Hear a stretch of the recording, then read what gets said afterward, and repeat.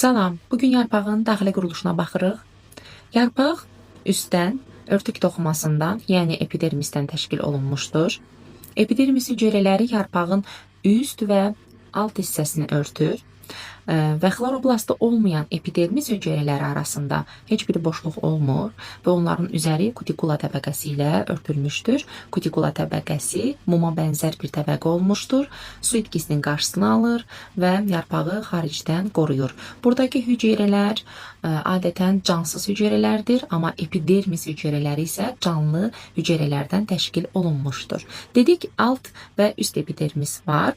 Üst epidermisin altında isə uzun silindir şəkilli bir-iki cərgədə yerləşən hüceyrələr vardır. Bunlar əsasən adlanır sütunvari toxuma.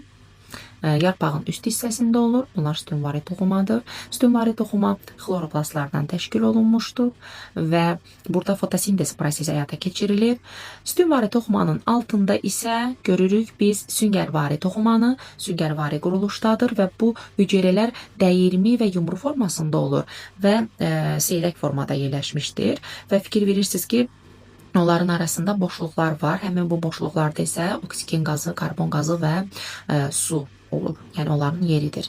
Daha sonra biz əsasən ağızcıqları da görə bilərik. Ağızcıqlar alt epidermisdə yerləşir. Amma elə bitkilər vardır ki, onlarda ağızcıqlar həm üstdə, həm altda. Amma elə bitkilər də vardır ki, onlarda yalnız üstdə yerləşir. Deməli, ağızcıqlar özləri ibarətdir bir cüt qabarıcı hüceyrələrdən və orta hissəsi olan yarıqdan.